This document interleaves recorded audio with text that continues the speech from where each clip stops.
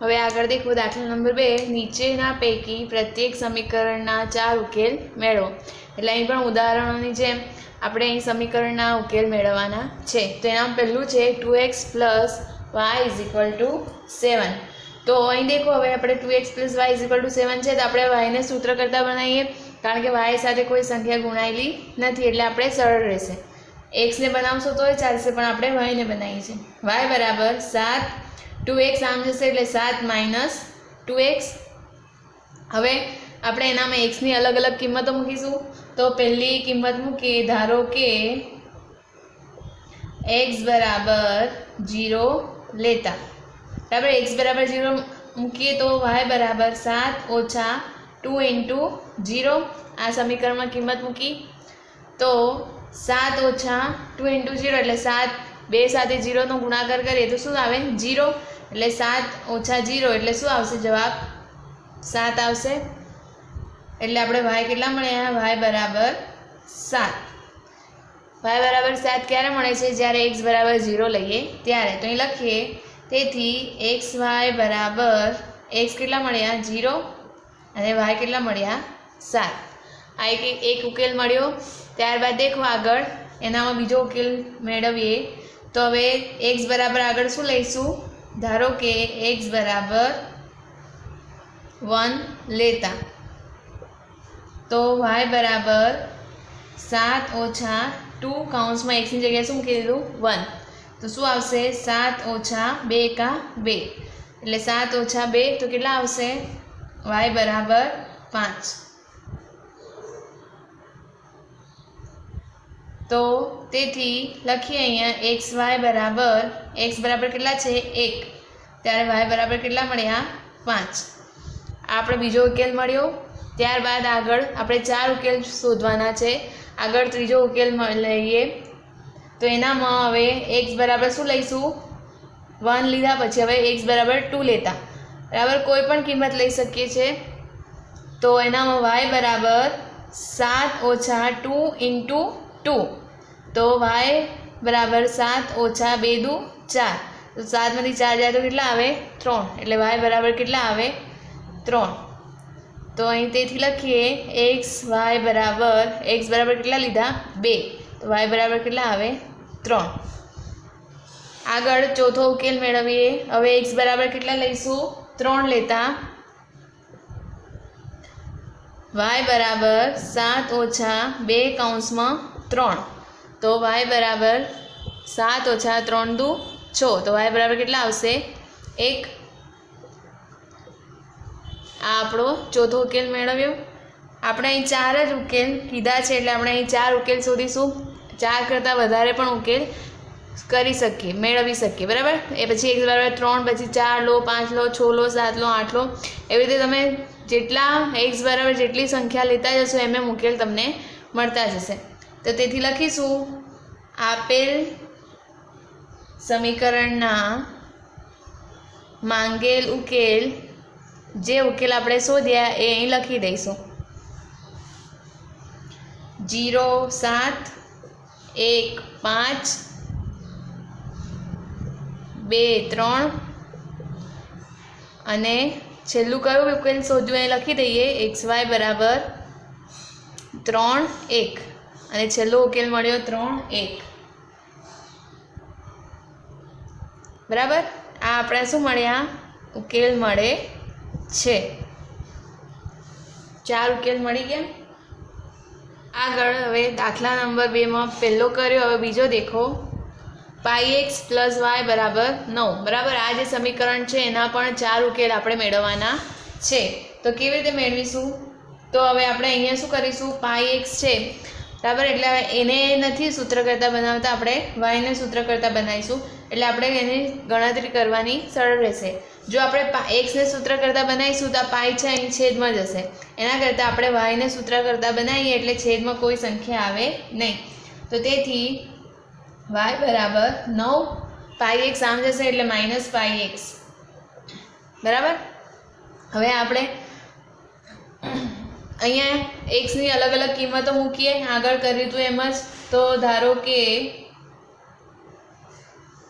x બરાબર 0 લેતા તો તેથી y બરાબર 9 ઓછા પાઈ, એક્સની જગ્યાએ શું લખી દઈએ 0, એટલે શું આવશે 9 ઓછા પાઈ ઇન્ટુ 0, એટલે 0 ને કોઈ પણ સંખ્યા સાથે ગુણે એટલે જવાબ શું આવે 0 આવે, એટલે 9 ઓછા 0 આવી જાય, એટલે જવાબ શું આવે આપણો y બરાબર 9.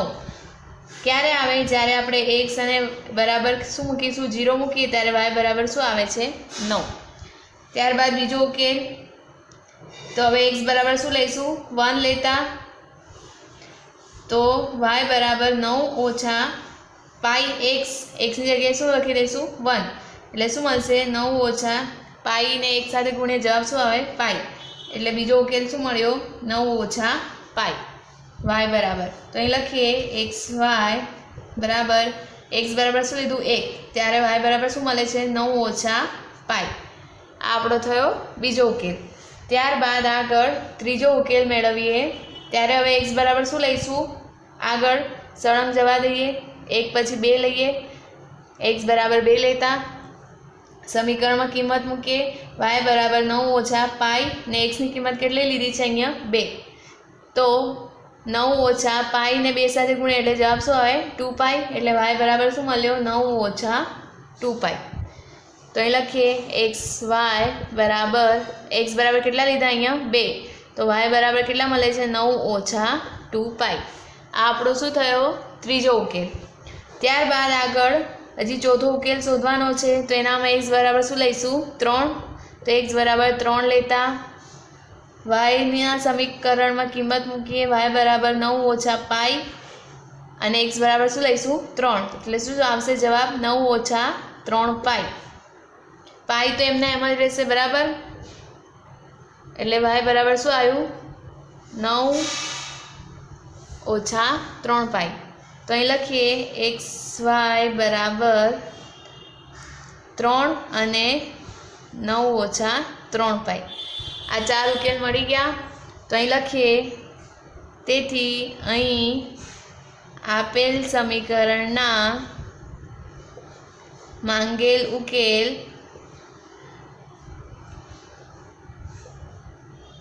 કયા કયા છે, તો પહેલું છે 0 9, પછી બીજું છે 1 9 માઇનસ પાઈ, પછી ત્રીજું છે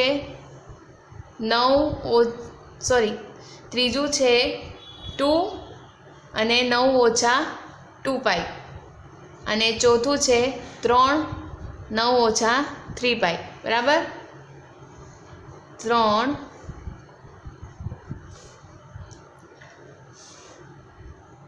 અને 9 ઓછા 3 પાઈ મળે છે. બરાબર, આ 4 ઉકેલ મળે છે.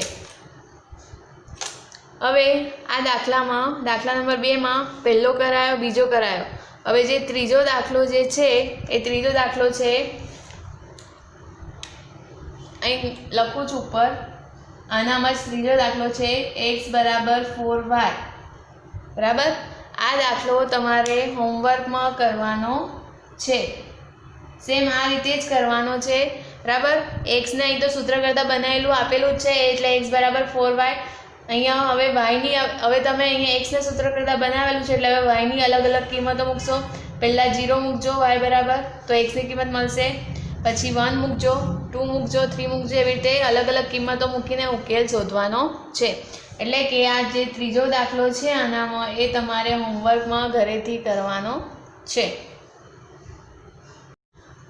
આગળ દેખો દાખલા નંબર 3, નીચેનામાંથી કયા બિંદુઓ સમીકરણ x - 2y = 4 ના ઉકેલ છે અને કયા બિંદુઓ ઉકેલ નથી તે ચકાસો.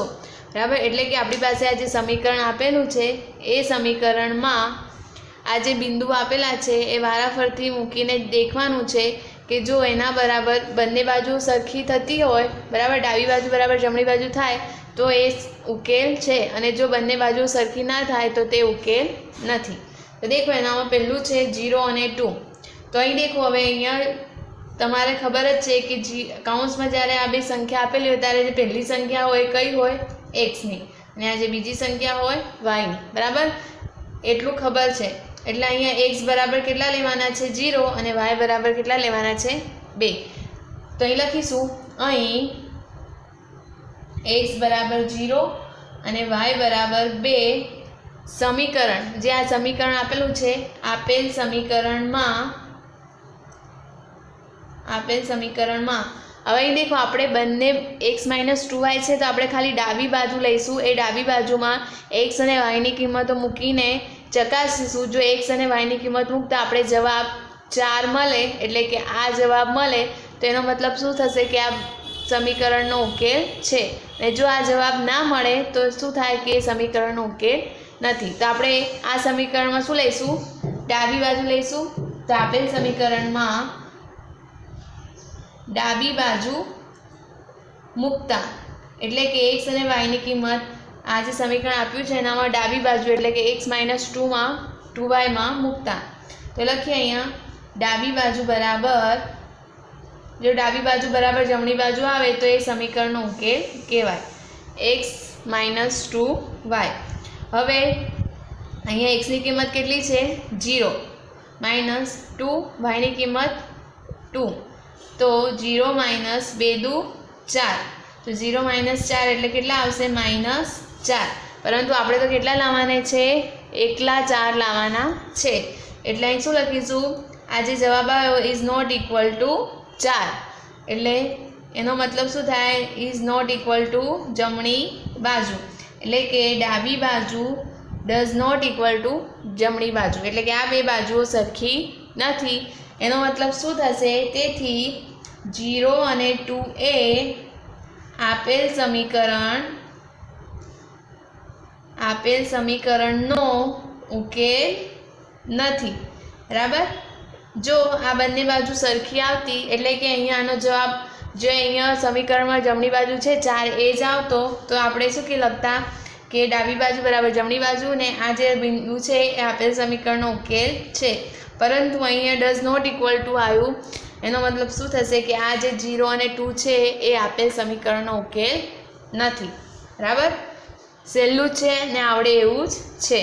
તો આ દેખો એનામાં જ આગળ છે 2 અને 0. બીજો દાખલો છે 2 અને 0. હવે આ દાખલો તમારે હોમવર્કમાં કરવાનો છે. 2 અને 0 અને ત્રીજો છે 4 અને 0. આ બે જે દાખલા મેં તમને કીધા છે એ બે દાખલા તમારે હોમવર્કમાં ઘરેથી કરવાના છે. બરાબર? તો આનામાં x બરાબર શું લેશો? 2 અને y બરાબર શું લેશો? 0. આનામાં x બરાબર શું લેશો? 2 અને y બરાબર શું લેશો? 0. બરાબર? x અને y ની કિંમત ખબર પડી ગઈ. એ કિંમત તો આવી રીતે જ ડાબી બાજુ જે છે સમીકરણની એનામાં મૂકવાનું છે. અને જો એના બરાબર 4 આવે, એટલે કે જમણી બાજુ આવી જાય, તો શું કહીશું કે એનો ઉકેલ છે. અને જો 4 ના આવે એટલે ડઝ નોટ ઇક્વલ ટુ જમણી બાજુ, એટલે એ સમીકરણનો ઉકેલ નથી. એટલે આ બે દાખલા તમારે હોમવર્કમાં કરવાના છે. ત્યારબાદનો દેખો આપણે એનામાં જ હજી ચોથો દાખલો છે √2 અને 4√2. બરાબર? આ બિંદુ છે. હવે આ બિંદુને આપણે સમીકરણમાં મૂકીને દેખીએ તો લખીએ અહીં x બરાબર કેટલા આવશે? √2. બરાબર? પહેલું xનું ને બીજું 4√2 શું આવશે? y. તો આ એ આપેલ સમીકરણમાં કઈ બાજુમાં મૂકવાનું છે? ડાબી બાજુમાં મૂકવાનું છે. ડાબી બાજુમાં મૂકતા તો લખીશું અહીં ડાબી બાજુ બરાબર x - 2y. તો x બરાબર કેટલા છે? √2 વર્ગમૂળમાં 2 ઓછા 2, અને y બરાબર કેટલા છે? 4 વર્ગમૂળમાં 2. બરાબર? સાદુરૂપ આપીશું તો √2 તો એમના એમ, ને આ જે 2 છે એનો 4 સાથે ગુણાકાર કરીએ. બરાબર? એટલે 2 ચોક 8 વર્ગમૂળમાં 2. હવે અહીં દેખો આ અહીંયા વર્ગમૂળમાં 2 સાથે કેટલા છે? 8. નહીં, વર્ગમૂળમાં 2 સાથે કંઈ નથી, પરંતુ એની સાથે 1 તો ગુણાયેલો હોય. તો શું કરીશું આપણે? આ 8 વર્ગમૂળમાં 2 છે એનામાંથી આપણે 1 વર્ગમૂળમાં 2 કાઢી લઈશું. એટલે 8માંથી 1 કાઢી લઈએ એટલે કેટલા મળે? 7 વર્ગમૂળમાં 2. બરાબર? અને આગળ ચિહ્ન શેનું આવી જશે? માઇનસનું, કારણ કે 8 આગળ કયું ચિહ્ન છે? માઇનસનું, અને 8 એ મોટી સંખ્યા છે એટલે જવાબ શું આવે? -7√2. બરાબર। હવે આજે આપણો જવાબ શું આવ્યો -7√2, પણ આપણે તો કેટલા જોઈએ છે 4 જોઈએ છે, એટલે આ ડઝ નોટ ઇક્વલ ટુ 4, એનો મતલબ ડઝ નોટ ઇક્વલ ટુ જમણી બાજુ, એટલે ડાબી બાજુ ઇઝ નોટ ઇક્વલ ટુ જમણી બાજુ। તો લખીશું તેથી √2 અને 4√2 એ આપેલ સમીકરણનો ઉકેલ નથી, બરાબર।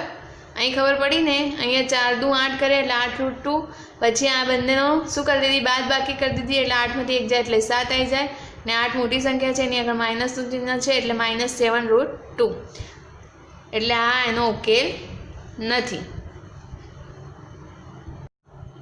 દાખલા નંબર 3 માં દેખો, આગળ છે 5મો દાખલો 1 1, બરાબર। બિંદુ આપેલું છે 1 1, તો અહીં લખીશું, અહીં x બરાબર કેટલા આવશે 1, y બરાબર 1 આવશે। x બરાબર 1 y બરાબર 1 ને સમીકરણમાં, આપેલ સમીકરણમાં ડાબી બાજુ મૂકતા, બરાબર। તો આપણી ડાબી બાજુ શું છે, ડાબી બાજુ બરાબર x - 2y, x બરાબર કેટલા છે 1, -2 × 1 એટલે 1 ઓછા 2 કા 2, એટલે 2માંથી 1 જશે તો 1, પણ કેવા માઇનસ, કેમ કારણ કે મોટી સંખ્યા કઈ છે 2, અને એની આગળ શેનું ચિહ્ન છે માઇનસનું, એટલે -1 આવ્યો। તો આ શું આવશે, ડઝ નોટ ઇક્વલ ટુ 4, બરાબર, કારણ કે આપણે તો 4 જોઈએ છે, પણ અહીં તો -1 આવે છે, એટલે એનો મતલબ શું થાય, ડઝ નોટ ઇક્વલ ટુ જમણી બાજુ, એટલે ડાબી બાજુ ડઝ નોટ ઇક્વલ ટુ જમણી બાજુ, એનો મતલબ આ જે બિંદુ છે તે આ સમીકરણનો ઉકેલ નથી। તેથી લખીશું 1 1 એ આપેલ સમીકરણનો ઉકેલ નથી, બરાબર। એટલે આ રીતે બિંદુઓ આપેલા હોય અને સમીકરણમાં ડાબી બાજુ લઈને એનામાં x અને y ની કિંમત મૂકતા, જો એના બરાબર જમણી બાજુનો જે જવાબ છે એ આવી જાય તો એનું શું કહેવાશે, બિંદુ છે, અને જો જવાબ ના આવે તો એ શું લખવાનું, ડાબા બરાબર ડઝ નોટ ઇક્વલ ટુ જમણી બાજુ, એટલે એનો સમીકરણનો ઉકેલ નથી, બરાબર। એટલે અહીંયા દાખલા નંબર 3 આપણો શું થાય છે, પૂરો થાય છે। હવે સ્વાધ્યાય 4.2 માં દેખો, છેલ્લો દાખલો છે દાખલા નંબર 4, જો x બરાબર 2 અને y બરાબર 1 એ સમીકરણ 2x + 3y = k નો એક ઉકેલ હોય તો k ની કિંમત શોધો। એટલે કે આ જે સમીકરણ છે 2x + 3y = k, એ સમીકરણનું આ બે x અને y શું છે, એનો ઉકેલ છે, એટલે કે એનું બિંદુ છે, તો આપણે k ની કિંમત શોધવાની છે। તો આપણે શું કરીશું, અહીંયા આનો ઉકેલ છે તો આપણે x અને y ની જે કિંમતો છે તે આપણે આ સમીકરણમાં મૂકી દઈશું।